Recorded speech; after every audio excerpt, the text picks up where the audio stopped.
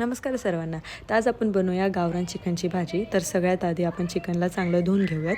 त्यानंतर त्याच्यामध्ये टोमॅटो, हळद, मीठ, अद्रक लसूणची पेस्ट आणि कोथिंबीर घालून त्याला चांगलं शिजवून घेऊयात आणि ते शिजवल्यानंतर त्याचं जे येल्लो सूप होईल ते आपण साईडला काढून ठेवूयात. माझी लहान बहीण ते सूप पिते खूप आवडीने.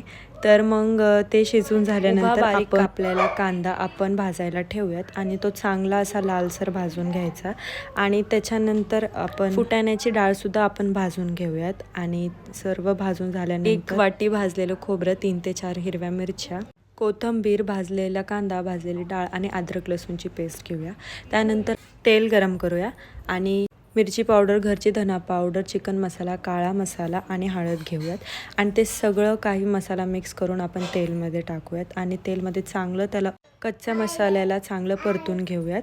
जे काय आपण परतून घेतलं होतं त्याला आपण मिक्सरमध्ये चांगलं बारीक वाटून घेऊयात आणि ते मसाल्यामध्ये टाकूयात आणि चांगलं त्याला हलवून घेऊयात. आपण ते जोपर्यंत व्यवस्थित मिक्स होत नाही त्या मसाल्यामध्ये तोपर्यंत त्याला फ्राय करत राहायचं. आपण ज्या मसाल्याला ग्राइंड केलं होतं त्याला आणि त्याच्यामध्ये मीठ घालूयात आणि परत एकदा त्याला व्यवस्थित मिक्स करून घेऊयात. आपण वाटायच्या वेळेस अद्रक लसूणची पेस्ट नव्हती टाकली म्हणून ह्याच्यामध्ये आपण 1 ते 2 चम्मच अद्रक लसूणची पेस्ट टाकूयात आणि त्यानंतर आपण बघूयात आपलं सूप. तर आपलं सूप ऑलरेडी रेडी झालेलं आहे. तर त्याच्यातलं जेवढं काही सूप होतं ते आपण साईडला काढून घेऊयात आणि मग ते सगळं चिकन आपण ह्या मसाल्यामध्ये टाकूयात आणि सगळ्याला चांगलं व्यवस्थित उकळी येऊसपर्यंत व्यवस्थित असं हलवून घ्यायचं.